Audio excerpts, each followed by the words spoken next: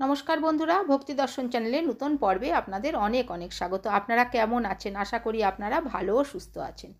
আজকের পর্বে আমরা জানব পৌষ মাসের অমাবস্যা বকুল অমাবস্যা কবে পালন করতে হবে। এই দিন স্নান ও দানের বিশেষ সময়। অমাবস্যার দিন কী কী কাজ করলে ভাগ্যের উন্নতি, আর্থিক উন্নতি এবং গ্রহদোষ থেকে মুক্তি পাওয়া সম্ভব।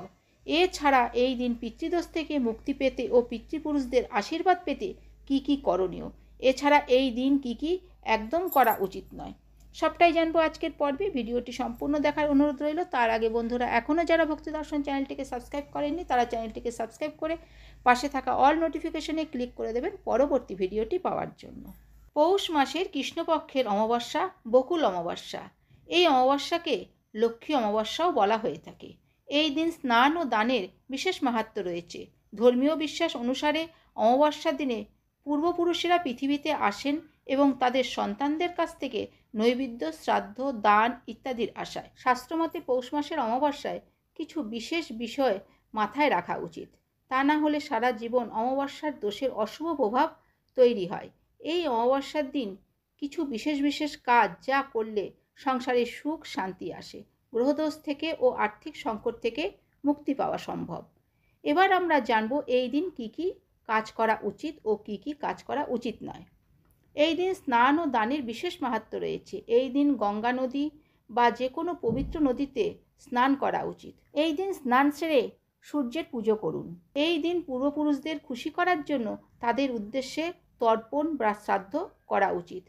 এতে পিতৃপুরুষরা মোক্ষ লাভ করে থাকেন এবং তারা জন্ম মৃত্যু চক্র থেকে মুক্তি পান। পূর্বপুরুষদের খুশি করার জন্য এই দিন বস্ত্র, কালো তিল, ঘি, গুড়, ধান, রৌপ্য ও লবণ দান করা উচিত। যদি আপনার পরিবার পিতৃদোষের কষ্টের মধ্যে দিয়ে যাচ্ছে, তাহলে শুভফল পেতে এই পৌষ মাসের অমাবস্যার দিন নীলকণ্ঠ স্তোত্র পাঠ করা উচিত। এতে পিতৃদোষের অশুভ প্রভাব কম হয়। এই দিন শনিদোষ থেকে মুক্তি পেতে কাঁচা দুধ ও দই দিয়ে শিবের অভিষেক করা উচিত। এর ফলে সুখ, সৌভাগ্য এবং আর্থিক উন্নতি ঘটে। অমাবস্যার দিন আটার ছোট ছোট বল তৈরি করে পুকুরের মাছকে খাওয়ান। এর ফলে জীবনে সুখ শান্তি আসে। সন্ধ্যার সময় এই দিন বাড়ির উত্তর পূর্ব কোণে একটি ঘিয়ের প্রদীপ জ্বালিয়ে শ্রী সুদ পাঠ করুন, এতে লক্ষ্মী লাভ হয়ে থাকে। এবার জানবো এই দিন কী কী করা উচিত নয়। এই অমাবস্যার দিনে তুলসী পাতা, বেলপাতা ও অশ্বত্থ পাতা একেবারেই ছেঁড়া উচিত নয়। এই দিন আমিষ আহার গ্রহণ করা উচিত নয়। এছাড়া এই দিন নেশা জাতীয় পদার্থ থেকে দূরে থাকা উচিত। এই দিন কোনো রকম শুভ কাজ করা উচিত নয়। এই দিন ঘরে কোনো অতিথি এলে তাদের অসম্মান করবেন না। এই দিন গরু, কাক, পাখি এদেরকে খাবার খাওয়ান। এর ফলে পিতৃদোষ থেকে মুক্তি পাওয়া যায়।